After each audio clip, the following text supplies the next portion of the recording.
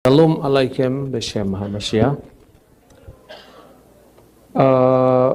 Saudara-saudara, ketika sebetulnya dipertanyakan ya, apakah di Kristen ada Trinitas? Atau lebih sering kita dengar, mana kata Trinitas dalam Alkitab? Kan tidak ada. Jadi pertanyaan ini sebetulnya juga berlaku untuk agama lain, gak hanya berlaku untuk iman Kristen. Trinitas itu kan judul kita berteologi untuk menggambarkan siapakah Allah yang kita kenal dalam Alkitab. Menurut pernyataan dari firman-Nya yang menjadi manusia, yaitu Kristus. Hasil dari refleksi panjang sekali dari Alkitab, murid-muridnya para rasul, murid dari muridnya para rasul, sampai konsili-konsili gereja, kemudian kita terkenal dengan istilah Tritunggal, Trinitas. Kata ini memang tidak ada dalam Alkitab, seperti kata ilmu kalam juga tidak ada dalam Al-Quran. Nah kalau judulnya tidak ada, kenapa judul yang dipersoalkan? Bukan isinya. Saya ditanya, Pak, Trinitas nggak ada dalam Alkitab. Ilmu kalam juga tidak ada dalam Al-Quran. Ilmu tauhid juga tidak ada dalam Al-Quran. Itu kan judul yang kamu kasih itu kan.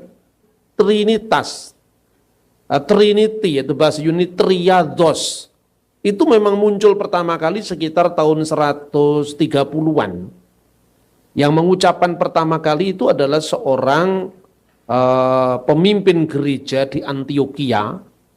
Dia juga adalah patriark gereja Antioquia Ortodoks atau Syriak Ortodoks sekarang namanya, yaitu Martheophilus. Dia mengatakan bahwa misteri Tuhan yang menyatakan diri di dalam Alkitab, ya, mulai dari Perjanjian Lama, Perjanjian Baru, dia sebut adalah triados. Dan triados itu adalah Theou, yaitu Allah. Lalu kemudian ke logo auto, ke tes sopias auto. Dia adalah Allah, Theou, dan firman-Nya, yaitu logo auto, kites sopias auto, dan hikmatnya di sini maksudnya adalah Roh Kudus. Jadi ungkapan itu muncul pada tahun 130-an.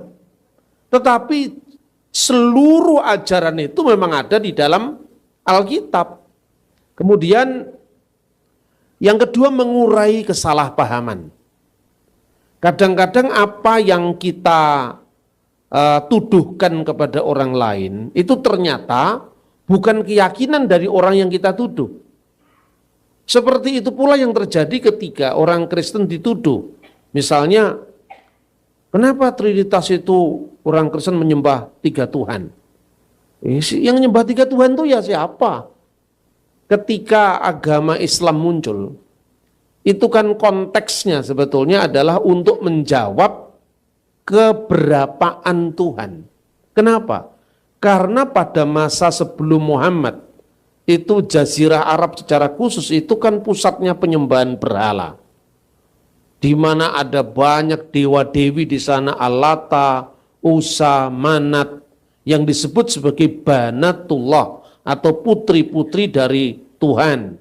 Makanya kemudian Islam mengkoreksi itu dengan menegaskan aspek numerikalnya Tuhan, aspek keberapaan Tuhan. Maka diungkapkan kulhu Allahu ahad. Katakanlah dia adalah Allah yang esa. Allahu somad. Allah itu tempat segala sesuatu bergantung kepadanya. Lam yalid wa lam yulad wa lam yakulahu kufuwan ahad. Tidak beranak dan tidak diperanakkan, dan tidak sesuatu pun yang setara dengan dia. Ini reaksi dari apa? Reaksi dari penyembahan berhala itu tadi. Tapi kalau sebetulnya dengan ungkapan itu ditunjukkan kepada iman Kristen, sama sekali tidak pas. Pertama begini, bedakan antara substansi dengan ungkapan-ungkapan alegoris. Misalnya gini, kenapa orang Kristen kok Tuhannya Bapa? Apa Tuhan itu laki-laki disebut Bapak? Ya kan? Terus kemudian Karena kita tidak memahami pola pikir tetangga sebelah kita itu. Kita bingung. Padahal pertanyaannya, gak usah jauh-jauh. Surat yang ditujukan untuk Kristen yang salah alamat tadi, kita urai sekarang. Coba kamu baca lagi ayatmu sendiri. Kul, katakanlah, huwa. Huwa itu dia laki-laki. Nah, apa Tuhanmu laki-laki kan juga enggak kan? Itu kan gaya bahasa. Baru dari satu teks itu aja kita sudah bisa ngajak dia mikir. Kenapa bukan hiya, dia perempuan? Ya, baik dalam bahasa Ibrani, bahasa Aram, bahasa Arab, Tuhan selalu disebut dengan kata ganti diri laki-laki. Misalnya, Adonai hu ha Elohim.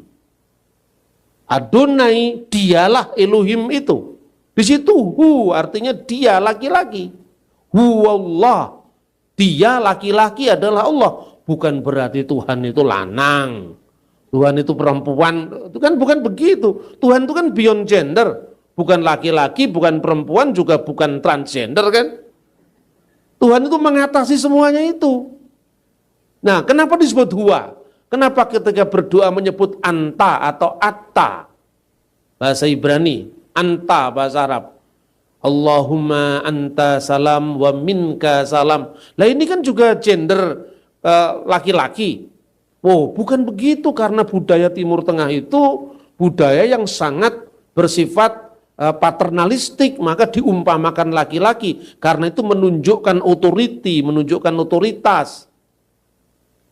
Nah, kekristenan seperti itu pula. Jadi artinya gini, bedakan antara teks-teks yang bersifat kalau bahasa Islamnya itu muhkamat dan mutasyabihat. Ayat-ayat yang sifatnya terang dan ayat yang sifatnya harus dimaknai secara metafor gitu loh. Nah, itu penting sekali dalam konteks kita berbicara hubungan kita dengan Islam dan Kristen. Yang kedua sekarang, substansi ajarannya itu yang penting.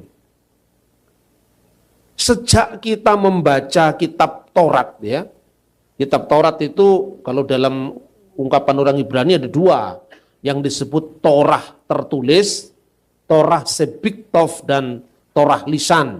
Torah sebialpe itu Torah lisan. Torah lisan itu yang disebut Talmud bagi orang Yahudi. Talmud itu terdiri dari banyak traktat ya. Nah, kemudian Torah tertulis itu. Begitu kita membaca teks kitab Kejadian, 3 ayat pertama dari pasal pertama, itu sudah bersifat trinitaris sebetulnya. Pada mulanya Allah menciptakan langit dan bumi. Ya, Bereshit bara Elohim et hasamayim ve et sa'aret. Ve ha'aret hayyetah tohu wa bohu. Ve hosek alfinetehom. Ve ruah Elohim merakefet alfinehamayim. Pada mulanya Allah menciptakan langit dan bumi itu belum berbentuk gelap gulita, kosong ya. Tohu wa bohu. Ve hosek dan kegelapan alfinehamayim, menutupi samudra raya. Wiruah Elohim, di sini ada warahullah, roh Allah. Ini roh kudus, melayang-layang di atas permukaan air. Jadi melayang-layang itu gerak dinamis Allah di dalam menyalurkan hidup kepada ciptaan agar bumi, planet-planet bergerak pada orbitnya masing-masing dalam keteraturan. Maka alam itu di dalam bahasa Yunani disebut kosmos. Kosmos itu keteraturan, lawannya chaos, ya, lawannya tohu wa bohu.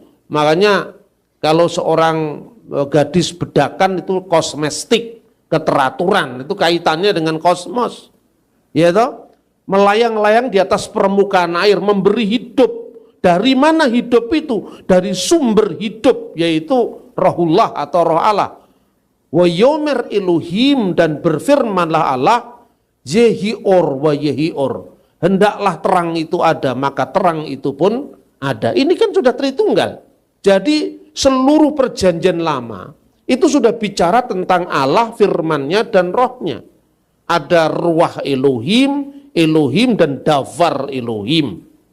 Nah, inilah yang kemudian oleh Theophilus tadi, seorang patriark di gereja Syriak Ortodok itu tahun 120-an, 130-an, dia mengatakan bahwa triadzos itu adalah Allah, firman-Nya, dan hikmatnya atau rohnya.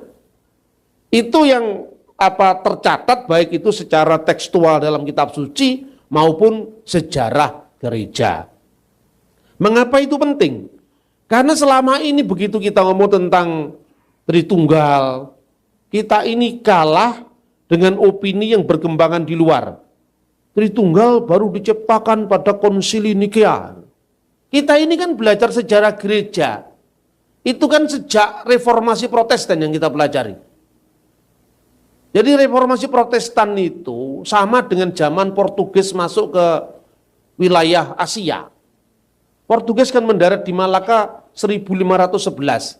6 tahun kemudian Luther mereformasi gereja. Ini terlalu lambat kalau rujukan kita sejak zaman Portugis kan. Nah gereja abad pertama, abad kedua, abad ketiga itu isinya apa? Begitu kita dihantam dengan isu Da Vinci Code, isu dengan Injil Yudas, isu dengan Trinitas 325, kelabakan kita menjawab. Kan begitu kan, makanya kita tidak boleh hanya membatasi sejarah gereja itu hanya konfliknya Katolik, Protestan itu terus. Kita ini kualat sama Bapak Gereja sebelum reformasi karena apa? Ini kita sudah payah-payah berjuang 16 abad, sambil lari aja sama orang Kristen dibaca. Bukan hanya sambil lalu itu, sambil lari itu. Jadi dari zamannya perjanjian baru langsung Luther, Zwingli, Calvin itu kan. Lalu abad kedua, abad ketiga, perumusan-perumusan sejarah gereja, menghadapi ajaran bidat kayak Nestorianisme, Etikus, Arius itu apa? Akibatnya ketika dia dihantam dengan isu Konsili Nikea tahun 325, baru menciptakan Tritunggal. Terus saya bilang begini, coba kita lihat sejarahnya lagi. Seorang yang bernama Polikarpus. Nah ngomong Polikarpus juga Protestannya bilang, ini kan Katolik Pak. Apa hubungannya dengan Katolik? Ini Bapak Gereja muridnya Rasul Yohanes, kok arani Katolik? Nah kemudian baru dari zamannya Alkitab langsung jelek jadi Zwingli. Nah terus 16 abad ini kok gua dalam sejarah gereja. Ini yang membuat kita kacau gitu loh. Salah satu penyebabnya orang Protestan tuh kualat sama Katolik. Loh ini betul saya bilang begini. Karena apa? Saking fanatiknya sama Katolik bentuk salib aja dipersoalkan.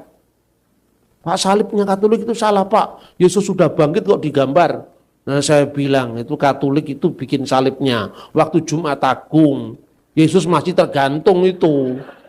Kalau Protestan bikin salib itu Minggu Paskah, Yesus sudah bangkit. Nah dua-duanya benar, dua-duanya salah.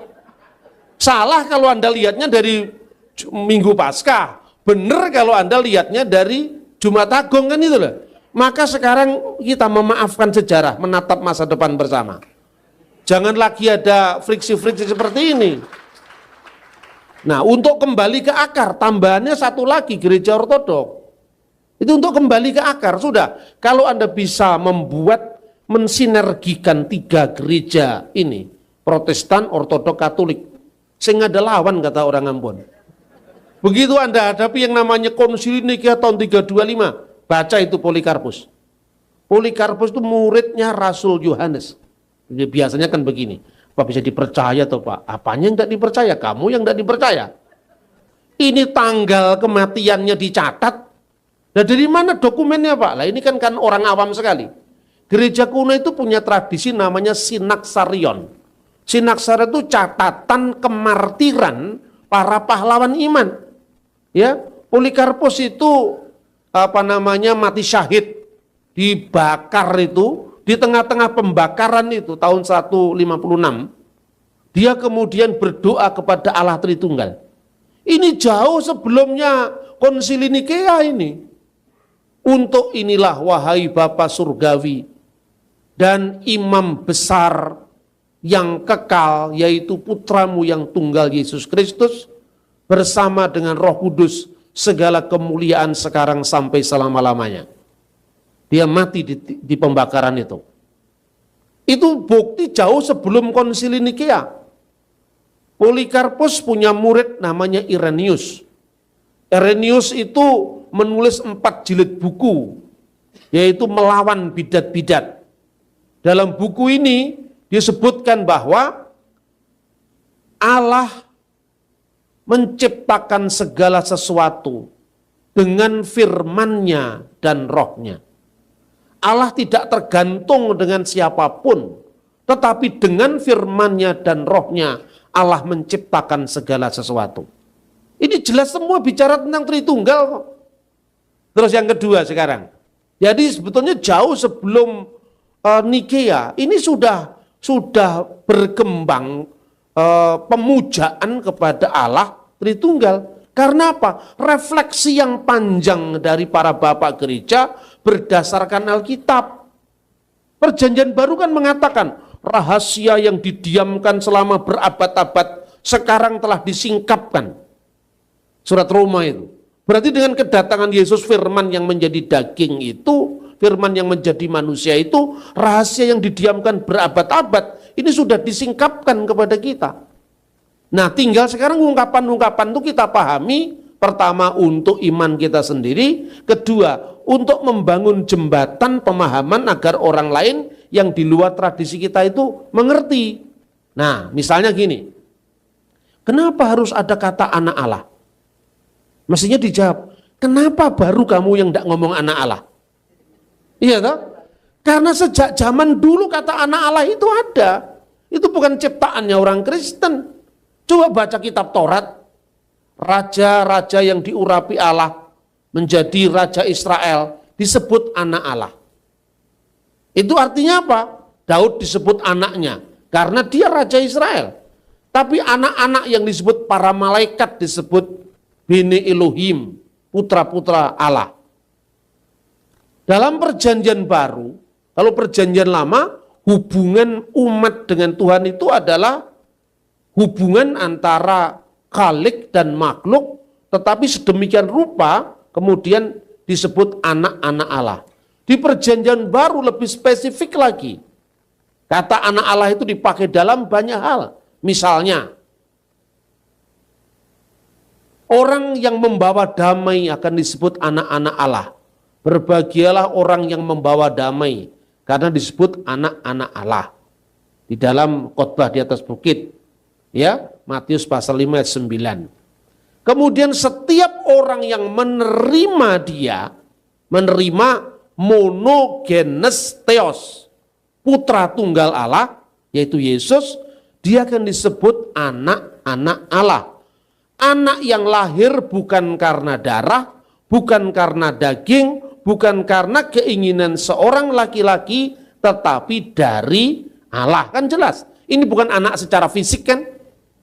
Kalau anak secara fisik kan anak lahir dari daging, anak lahir dari darah, anak lahir dari keinginan seorang laki-laki.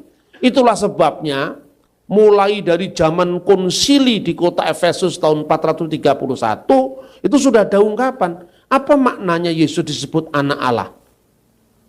Irenaeus sudah mengatakan itu metafor, itu perumpamaan, bukan pengertian letterlock. Itu sudah ada catatan-catatan dari Irenaeus. Siapa Irenaeus? Kalau Irenaeus itu hidup kira-kira tahun 1970, boleh Anda nggak percaya. Ini muridnya Polikarpus, Polikarpus muridnya Yohanes, Yohanes muridnya Yesus. Jadi ini bukti sejarah itu loh. Orang Protestan boleh aja ngomong yang namanya sola scriptura. Itu silakan. Tetapi muridnya Rasul masa Anda samakan dengan Zwingli dari abad 16 sekarang. Ini bukti sejarah, enggak usah ngomong teologi sekarang. Diponegoro itu disebut sebagai Panetep Panotogomo Sayyidin Kalifatullah ing Tanah Jawi. Itu mau sejarawan Belanda, sejarawan Indonesia, Babat Diponegoro, Serat Kedung Kebo, semua mengakui itu. Tetapi Anda tidak akan tahu Diponegoro lebih suka rawon atau lebih suka gudeg. Yang tahu ini adalah muridnya Diponegoro yang pernah makan dengan dia. Iya tak? Sama dengan ini loh. Ketika Anda hanya ngomong tentang teks dalam pengertian Alkitab saja, melepaskan dari konteksnya, maka tidak karu-karuan cara berteologi kita. Muncullah yang namanya teologi liberal. Yang nulis Injil Yohanes itu bukan Yohanes Rasul, tapi Yohanes yang lain. Lah yang lain itu siapa? Orang spekulasi kok kebacut lebih daripada teksnya yang bicara kan itu kan. Ini ngaco ini. Paulus itu pencipta agama Kristen. Makanya muncul yang namanya Pauline Christianity dan Johannine Christianity, Judeo Christianity, Petrine Christianity. Mempertentangkan Petrus sama Paulus itu munculnya di mazhab Tubingen. Itu zamannya perang Pangeran Diponegoro. Lah kok Anda lebih percaya mazhab Tubingen ketimbang Papias coba? Papias itu muridnya Yohanes langsung. Polikarpus itu muridnya Yohanes langsung itu loh. Pola pikir begini. Makanya saya bilang tadi kualat sama Katolik itu karena begitu. Saking antinya Katolik, semua kisah-kisah kuno dianggap menguntungkan Katolik. Nanti kita yang rugi. Ini bukan soal untung rugi, ini bukan soal dagang. Ini soal kebenaran kan itu kan. Akibatnya kemudian muncul hantaman terhadap gereja yang di luar batas kita. Tritunggal dipersoalkan. Nah, tetangga sebelah ini pinter cari kesempatan. Itu kan Kristen sendiri yang mengatakan bahwa Kristen itu agama Paulus, bukan agama Yesus. Lah mulai muncul Kristen itu agama Paulus. Kenapa kamu ikut Paulus bukan ikut Yesus? Padahal itu jenis mazhab Tubingen yang diambil alih oleh mereka. Kenapa kita membutuhkan akar tadi? Saya contohkan. Penemuan yang namanya The Apostolic Fathers, tulisan para muridnya Rasul, makanya disebut bapak-bapak apostolik. 12 Rasul, Yesus punya murid, ya kan? Dari 12 Rasul itu ada 70 murid. Lukas, Markus, Quadratus itu kan 70 murid. Nah bingung lagi kita, makanya kita ngomong, tidak semua penulis Injil itu ada yang pernah ketemu dengan Yesus. Di antara mereka yang 4 itu bahkan ada yang tidak pernah ketemu dengan Nabi Isa sama sekali. Kalau asumsinya itu betul, asumsi itu didasarkan atas sumber-sumber gereja modern. Markus itu bukan saksi mata. Lukas bukan saksi mata, padahal gereja kuno menyebut Markus dan Lukas itu termasuk 70 rasul. Berarti saksi mata yang kedua, bukan saksi mata yang pertama. Karena siapapun juga, Markus itu muridnya Petrus. Nah, perjamuan nakir Tuhan Yesus itu, kamu pergi ke kota, kamu akan ketemu dengan seorang yang membawa apa itu ya berisi air itu. Disitulah kamu akan ditunjukkan kepada sebuah rumah yang ada lotengnya, dan aku guru, katakanlah guru akan mengadakan perjamuan Paskah di sana. Rumahnya siapa itu? Itu rumahnya Maria ibundanya Markus. Dan itu ada dalam Alkitab. Berarti Markus itu sudah kenal dengan Yesus dan Petrus semuanya jauh sebelumnya Pentakosta. Kan gitu kan? Makanya arkeologi mendukung Alkitab. Bukannya sekedar Alkitab teksnya dilepaskan dari konteks sejarah. Nah kemudian pencurahan Roh Kudus terjadi di rumahnya ibunya Markus. Kemudian rumahnya nampung berapa? 120 orang. Itu waktu pencurahan Roh Kudus itu, coba bayangkan. Fakta-fakta ini kan fakta yang sifatnya arkeologis yang mendukung Alkitab gitu loh. Bukan dipertentangkan dengan Alkitab. Nah kemudian penggantian Yudas oleh Matias di rumahnya Maria ibunya Markus. Kemudian yang berikut lagi, ketika Petrus ditangkap, dibebaskan oleh malaikat, Yakobus anak Zebedeus sudah dihukum. Kemanakah Petrus kemudian pergi setelah dibebaskan malaikat? Ke rumahnya Maria, ibundanya Markus. Berarti Markus itu sudah dikenal oleh Petrus jauh sebelum peristiwa Pentakosta. Loh yang begini kok nggak disebut saksi mata coba? Yang rugi siapa? Anda percaya sama mazhab Tubingen? Apa Anda percaya sama Papias? Anda percaya sama Polikarpus?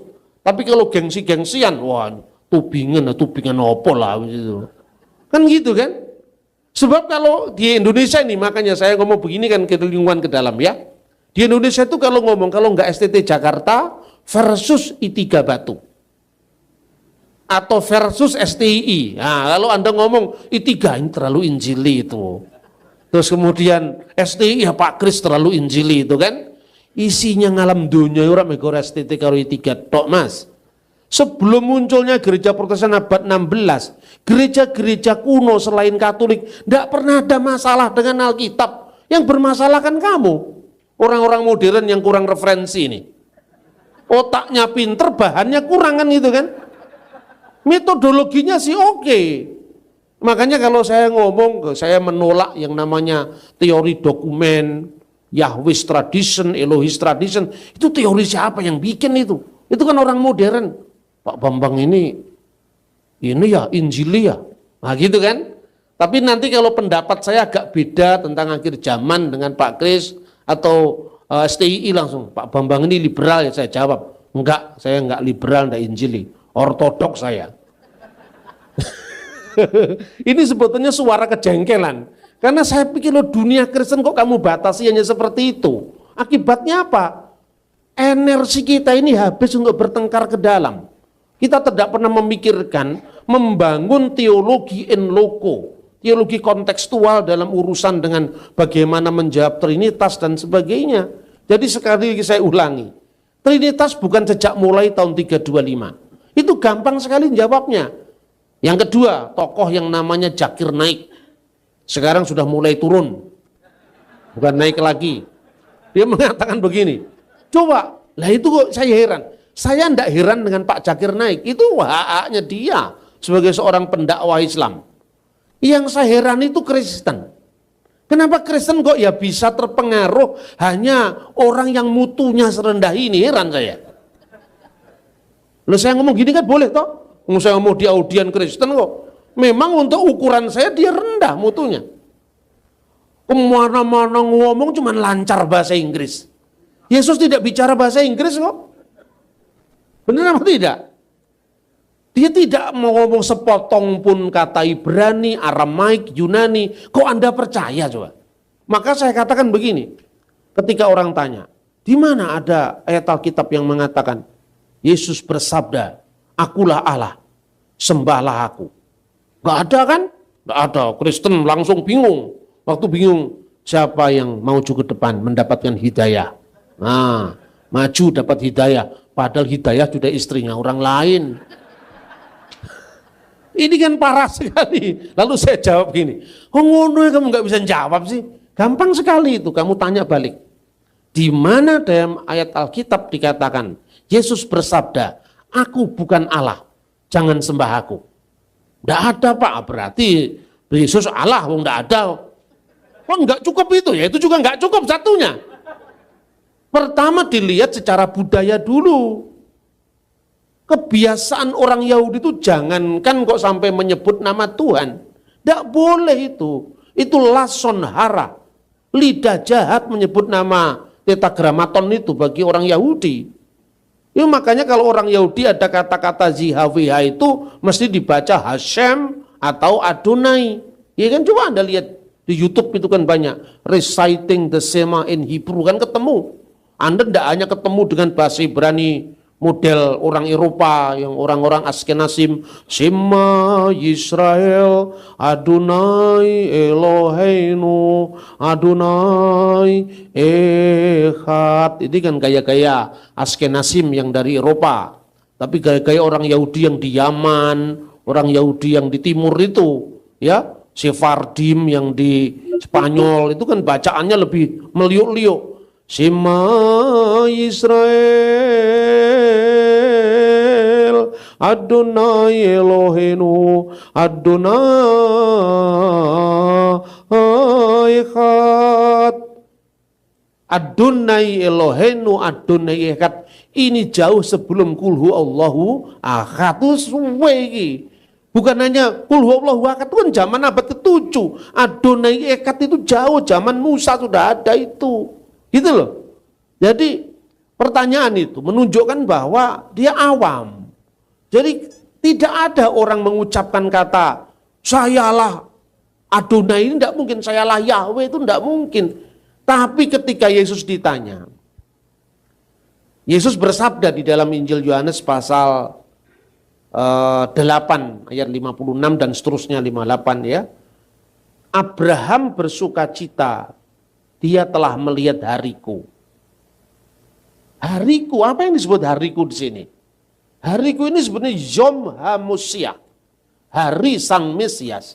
Karena kepada Abraham itu kan Tuhan menjanjikan, Kamu akan menjadi bangsa yang besar. Namamu akan masyhur. Kamu akan menjadi berkat. Siapa yang memberkati engkau akan diberkati, siapa yang mengutuk engkau akan dikutuk. Gitu. Tapi berkat yang terakhir, olehmu semua kaum di muka bumi akan mendapatkan berkat. Dan itu kan? Berkat ini diulang lagi ketika Abraham disuruh mempersembahkan Ishak putranya. Diulang lagi kepada Ishak putranya Abraham. Diulang lagi kepada Yakub cucunya Abraham. Ismail juga jadi bangsa yang besar. Ismail juga diberkati menjadi bangsa yang besar karena dia lahir ke dunia itu bukan karena dia minta dilahirkan. Ya. Itu ada kesalahan dalam konteks sesuatu ya. Artinya apa? Apakah itu kecelakaan sejarah atau bukan? Itu kan pilihan bebasnya mereka bertiga. Sama Anda mengatakan itu kecelakaan sejarah atau bukan, itu rumit itu jawabannya. Karena itu membutuhkan pemahaman kita tentang predestinasi, pemahaman kita tentang pilihan bebas, dan sebagainya. Tapi artinya, Ismail tidak termasuk dalam bagian berkat mesianik itu. Maka dia menjadi bangsa yang besar seperti Ibrahim, seperti Ishak, seperti Yakub. Tapi kalau Anda teliti membaca kitab Kejadian, berkat yang terakhir tidak diberikan kepada Ismail. Semua kaum di muka bumi akan mendapatkan berkat, itu diberikan kepada Abraham, kepada Ishak, kepada Yakub.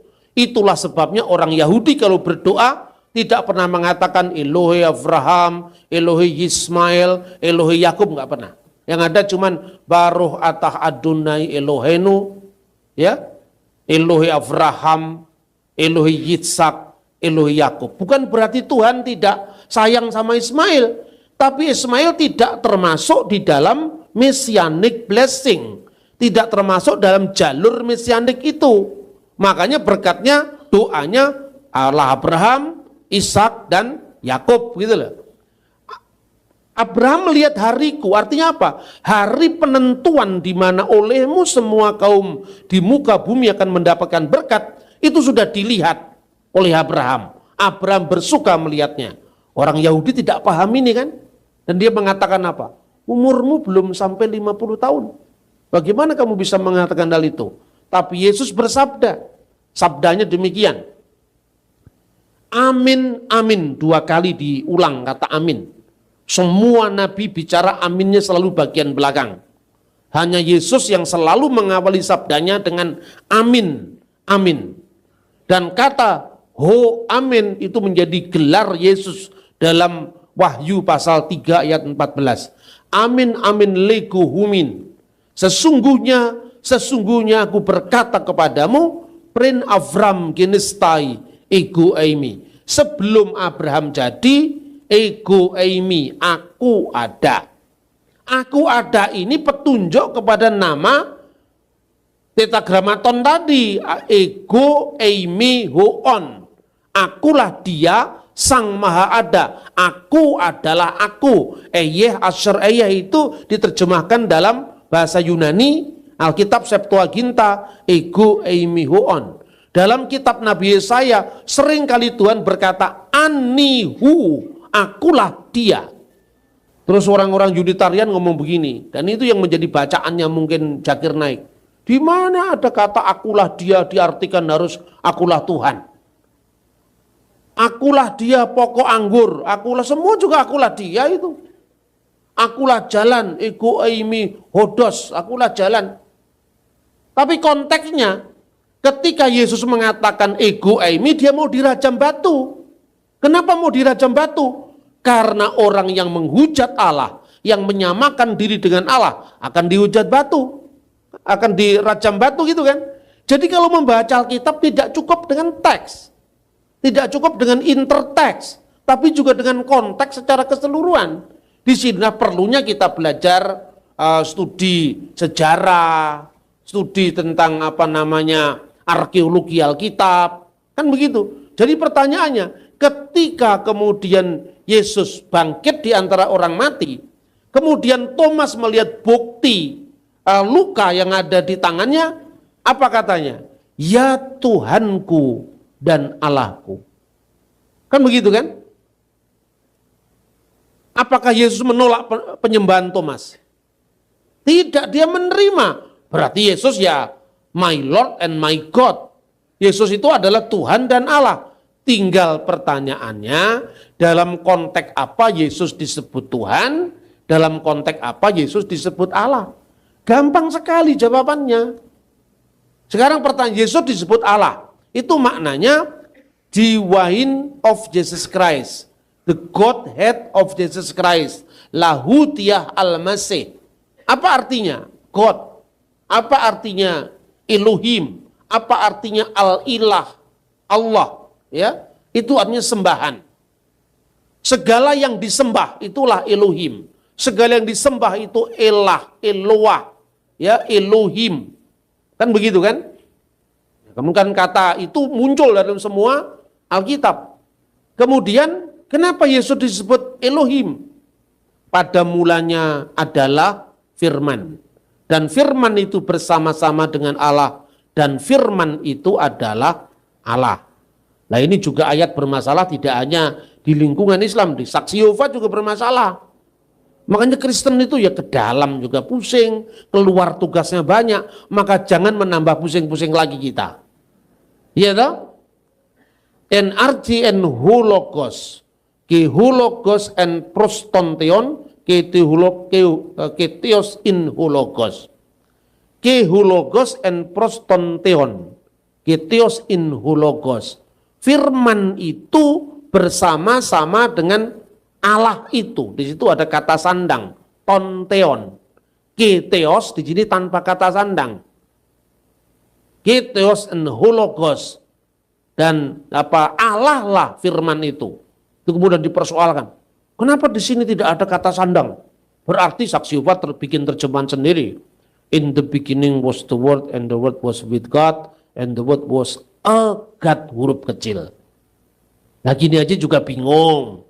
Ya toh? Banyak orang-orang Kristen sekarang ini kemudian jadi sekte Gumbali Mukia itu jadi Saksi Yehova. Karena kita ini kurang mikir.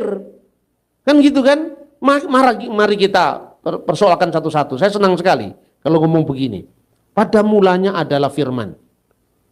Firman itu bersama-sama dengan Allah. Terus saya tanya, lebih dulu mana Allah dengan firman-Nya? Ini kan pertanyaan untuk awam gampang sekali kan? Ya lebih dulu Allah Pak. Kalau orang Saksi Yehova dengan yakinnya, lebih dulu Yehuwa Pak. Lebih dulu Yehuwa ya? Ya Yehuwa itu maksudnya ya Gusti Allah kang akaryo jagat itu artinya kalau bahasa Jawanya. Oke. Nah terus kalau Allah sudah ada, firman-Nya belum ada, begitu maksudmu? Iya Pak. Yang menciptakan firman itu siapa? Ya Allah Pak. Allah menciptakan caranya bagaimana? Ya berfirman Pak. Nah firmannya belum ada, berfirman bagaimana? Sekarang bingung toh? Dijawab. Ya terus bingung, orang biasa jawab, yang lain-lain jawab. Lebih dulu firman Pak. Kalau lebih dulu firman, firmannya siapa? Ya firmannya Allah, katanya lebih dulu firman. Kalau lebih dulu Allah berarti ada waktu Allah sudah ada, firmannya belum ada. Berarti Tuhan pernah bisu, tidak maha sempurna. Berarti tidak mungkin Allah itu ada tanpa firman-Nya kan? Karena firman itu satu dengan Allah. Seperti manusia misalnya. Dalam diri manusia itu ada firman-Nya, ada pikirannya, dan ada rohnya. Kan begitu kan? Pikiran saya dan roh saya satu dengan saya. Nah saya ngomong gini aja dikritik kok sama orang Kristen sendiri. Ini Pak Bambang itu tidak ngerti Tritunggal. Padahal oknum itu kan begitulah. Kamu ngerti oknum itu oknumnya Sigmund Freud itu. Itu oknum dari teori psikoanalisa kamu pakai. Bukan itu oknum yang dipakai oleh Bapak Gereja. Orang dia baca yang namanya Tertullianus. Mengatakan una substantia tres persona, titik. Itu masih koma, bukan belum titik. Teks itu ada lanjutannya. Jadi oknum di situ bukan oknum si Dono, oknum si Joni, oknum si Jen, bukan itu. Itu kan oknum dalam personalitas psikologi. Yang dimaksud Bapak Gereja itu una substantia tres persona diskresi non separati. Bisa dibedakan, tidak bisa dipisahkan. Karena apa? Bapa itu wujudnya Allah, Putra itu firman-Nya Allah yang berdiam kekal dalam wujud Allah, dan Roh Kudus itu rohnya Allah yang berdiam kekal dalam wujud Allah. Ini teologi resmi konsili sebelum perpecahan. Jadi yang saya omongkan ini bukan pendapat saya. Coba baca itu tulisan langsung konsili Nikea. Hasil-hasilnya berapa pasal di situ. Sebutkan di situ konsili Konstantinopel. Nah, kemudian ditegaskan bahwa firman sama kekal dengan Allah. Firman itulah yang dikiaskan dengan putra. Itu loh. Makanya terus ditulis, dan firman itu telah menjadi manusia. Wal kalimatu sara jassadan wa halla bainana wa ra'ayna masduhu masdan lil wahidi minal ab mamlu'an ni'matan wa haqan. Al-masdulillahi daiman. Itu Alkitab bukan Al-Quran. Yohanes 1 ayat 14. Dan firman itu telah menjadi manusia dan tinggal di antara kita, dan kita telah melihat kemuliaannya, yaitu kemuliaan yang diberikan kepadanya sebagai anak tunggal Bapa, penuh kasih karunia dan kebenaran. Ayat 18. Tidak seorang pun pernah melihat Allah. Nah, penting. Allah bisa dilihat apa enggak? Enggak bisa dilihat, tapi masih koma. Tetapi anak tunggal yang ada di pangkuan Bapa, dialah yang menyatakannya. Kata menyatakannya itu di dalam bahasa aslinya exegesato. Ex itu mengeluarkan Allah itu dari misterinya. Maka orang tidak kenal saya, tapi begitu saya berkata-kata, pikiran saya keluar, terekspresikan lewat kata-kata saya. Siapa yang mendengar saya bersaksi tentang siapa saya. Berarti siapa yang mengenal kata-kata saya, mengenal saya yang punya kata-kata. Siapa yang mengenal firman-Nya Allah, yaitu Yesus, mengenal Allah yang punya firman itu. Kan begitu kan? Nah kemudian, firman itu telah menjadi manusia. Lah ini yang di kalangan muslim jadi problematik. Kenapa problemnya? Firman kok jadi manusia Pak? Lah saya bilang, lah firman jadi buku kamu juga bisa terima kok. Apa itu? Dan nuzulul Quran itu. Itu kan firman turun jadi kitab. Iya toh? Lah nuzulul Quran itu firman turun jadi kitab. Inkarnasi itu firman yang turun menjadi manusia. Kalau menjadi kitab benda mati aja kamu bisa terima, kenapa firman menjadi manusia kamu tolak? Ayo pikirin lagi sekarang. Nggak usah ngeritik orang lah. Kan begitu kan? Nah kalau saya ngomong nggak ada unsur penodaan agama, nggak ada. Saya menggunakan hak jawab saya ketika iman saya disalahpahami. Nah ya kok disebut anak Allah Pak? Anak Allah itu nggak artinya Allah beranak, kok primitif sekali sih? Tidak ada itu kalau orang mengatakan, kalau Allah punya anak, siapa bidannya? Itu sudah abad ketiga, abad kedua udah selesai itu. Dikatakan begini, firman Allah yang lahir dari Bapa sebelum segala abad. Coba, firman Allah lahir dari Bapa. Mana ada orang lahir dari Bapa sekarang? Itu coba pengakuan iman Nikea tadi loh. Makanya jangan bikin-bikin pengakuan iman sendiri. Pakai itu sejarah gereja itu loh. Anda mau rumuskan sendiri, Anda bahasa Yunani aja nggak bisa kok. Kalaupun Anda pinter bahasa Yunani, itu Yunani modern. Ini yang menulis pengakuan iman ini orang Yunani langsung. Orang Aram langsung kan gitu kan. Bapak-bapak itu native speaker pada zamannya. Kalau Anda bandingkan dengan tokoh-tokoh Protestan abad ke-20, belum ada apa-apanya itu. Dan kalaupun ada apa-apanya, pasti nggak cocok. Karena apa? Rentang zaman yang sudah panjang itu loh. Makanya saya selalu berpikir historis. Anak Allah yang tunggal yang lahir dari Bapak, di mana ada orang lahir dari Bapak sekarang? Oh nggak ada Pak. Berarti ini bukan lahir fisik. Kalau kelahiran fisik kan dari ibu. Iya toh? Lahir dari Bapak itu heavenly father, Bapak surgawi, Abbas samawat, Abu samawat, bukan Bapak secara physically. Kalau kita lahir dari ibu, itu lahir secara fisik, butuh pembenihan, sperma ketemu dengan ovum, butuh pengandungan, butuh kelahiran, butuh pengasuhan, itu kan anak secara fisik. Tetapi lahir dari bapak itu sebelum segala abad. Ini kelahiran dalam lingkaran kekal. Gitu loh maknanya. Makanya dikatakan satu dialog antara Patriark Timotius Al-Awal dengan Muhammad Al-Mahdi pada zaman kerajaan Abbasiyah. Ya Batrik, wahai Batrik, tidak sepantasnya kamu mengatakan sesuatu tentang Allah. Siapakah yang Anda maksud wahai baginda kekasih Allah? Ya Malik Mahabatullah. Bukankah kamu mengatakan Allahu walada, Allah itu punya anak? Saya mengatakan na'udzubillah, kami berlindung dari Allah, tidak pernah ada ungkapan seperti itu. Ma makna ibnullah fi nisbati lil masihiyin. Lalu apa artinya anak Allah dalam pandangan Kristen? Lalu dia mengatakan uminu bi Yesu al-Masih huwa kalimatullah. Kami percaya bahwa Isa al-Masih itu adalah kalimatullah. Kama maktub fil Injilil Muqaddas fil badi'il kanal kalimah wal kalimatu kana indallah wa kana kalimatullah. Seperti yang tertulis dalam Injil Yohanes, pada mulanya adalah firman dan firman itu sama dengan Allah dan firman itu adalah Allah. Tetapi saya tidak percaya. La umminu Allahu walada. Kami tidak percaya bahwa Allah itu punya anak. Lalu diartikan, apa artinya anak Allah menurut pandangan orang Kristen? Dia mengatakan begini.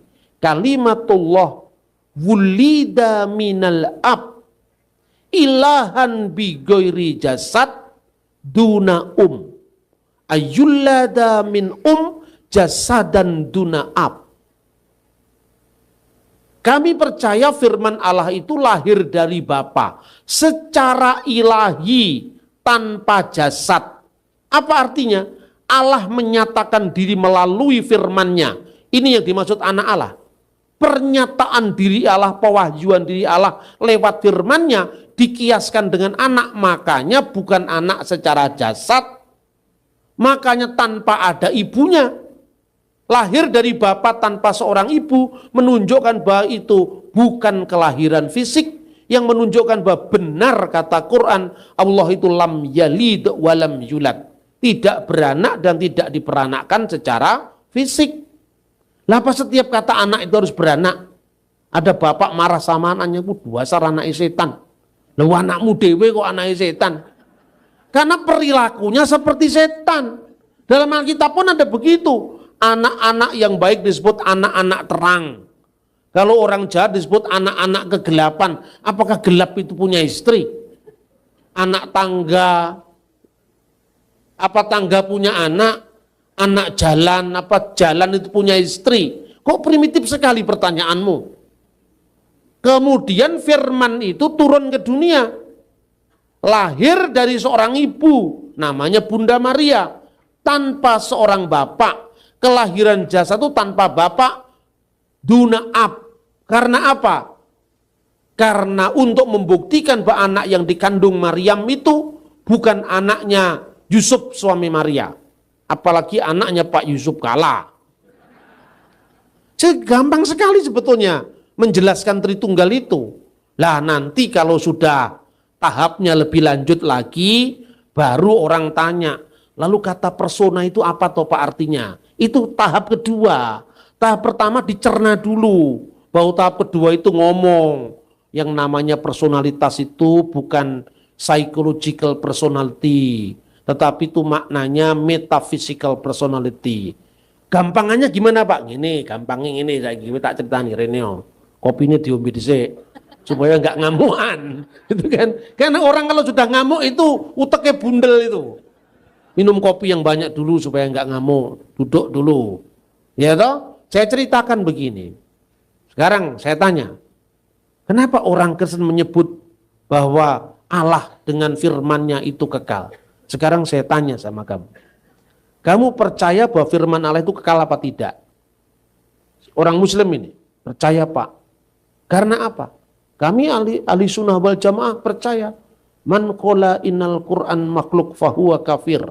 Barang siapa yang mengatakan Al-Quran itu diciptakan, maka dia adalah kafir. Yang dimaksud Quran ini apanya? Kertasnya itu, huruf Arabnya itu atau apa? Kalau kertasnya jelas itu dari pabrik kertas, itu enggak kekal pasti kan? Itu pasti diciptakan dong, itu dari kayu turi kok asalnya. Kalau yang kamu maksud bukan ciptaan itu adalah huruf Arabnya, itu mengalami perkembangan. Pada zaman Nabi Muhammad, pada zaman Sayyidina Utsman, belum ada yang namanya sakal harakat, ya. Karena huruf Arab, bahasa Arab itu diambil dari satu jidir. Jidir itu kalau bahasa Ibrani sores, akar kata biasanya terdiri dari tiga, misalnya salum, shin, lamit, mim. Bahasa Arabnya sin, lam, mim. Makanya shalom alaikum, bahasa Arabnya assalamu alaikum. Yaitu satu akar kata, shalom, salam, slomo, bahasa Aramaik gitu loh. Nah, zaman itu orang bisa membedakan apakah ini pecahan-pecahannya menjadi salam, taslim, muslim, muslimin. Itu bisa pecahan-pecahannya itu ada.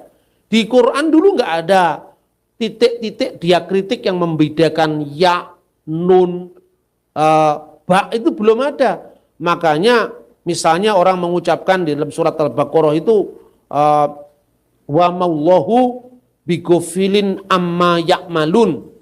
Itu dibaca oleh qori namanya Hafiz dari Asyim, Kalat dari Asyim. Tapi bacaan lain yang di Maroko yaitu Waris dari Nafi membaca bukan tak lamun tapi ya lamun wa mallahu bighafilin amma ya malun. Bukan tak malun tapi ya malun. Bukan apa yang kalian kerjakan tapi apa yang mereka kerjakan. Karena apa? Titik-titik diakritik itu belum muncul waktu itu. Sesuatu yang berkembang itu berarti baru. Oh, yang dimaksud bukan itu, Pak. Lalu apanya? Yang dimaksud bukan ciptaan itu firman Allah yang kekal, yang tersimpan di Lauhul Mahfuz. Kalau itu sepakat saya. Tapi kan kertasnya gak kekal kan? Tidak, berarti ketika Quran yang kamu lihat ini kekal. Maknanya kekal, Pak. Kertasnya ini. Ya Bapak jangan memisahkan kertasnya dengan maknanya. Iya toh? Nah sekarang pertanyaannya, kalau kertas Quran ini terbakar apakah firman Allah ikut kobong? Enggak, Pak. Begitu juga kalau Yesus mati, firman Allah enggak ikut mati. Karena dia yang dibunuh dalam keadaannya sebagai manusia. Kodrat kemanusiaan yang dikenakan oleh sang sabda yang mati. Tapi sabda Allah tidak bisa mati. Gitu loh. Kalau Anda ketemu paralelnya kan mudah sekali. Justru yang lebih bahaya itu sekarang firman Allah itu kekal apa enggak? Kekal, Pak. Firman Allah itu Allah apa bukan? Bukan, Pak. Loh, berarti ada dua yang kekal. Berdamping-dampingan loh. Iya toh? Ini Allah kekal. Kekal itu artinya apa? Tidak berawal, tidak berakhir. Firman Allah kekal. Tidak berawal, tidak berakhir. Sama-sama tidak berawal, tidak berakhir. Allah itu sama enggak dengan firmannya? Allah itu, firman itu Allah apa? Bukan. Bukan, Pak. Berarti anak loro. Tidak berawal, tidak berakhir. Lah kok begitu, Pak? Ini cuma pertanyaan kalau di Kristen clear. Firman itu bersama-sama dengan Allah. Firman itu Allah, maka satu. Kan gitu kan? Lah itu fisiknya Yesus sekarang. Lah itu fisiknya Yesus. Yesus yang menjadi manusia. Lah itu kan kemanusiaannya sama dengan kamu membedakan firman yang ada di Lauhul Mahfuz dengan firman yang kelihatan. Kan gitu kan? Yesus itu kan nama kemanusiaannya. Anak yang dilahirkan Maria itu yang dinamakan Yesus. Nah makanya Tritunggal itu bisa dibedakan antara Tritunggal secara ontologis. Tritunggal kekal itu adalah Allah dari kekal sampai kekal, mulai dari kitab Kejadian 1 ayat 1 sampai dengan 3 tadi rekaman pertama tentang Trinitas itu selalu bersama dengan firman-Nya dan rohnya.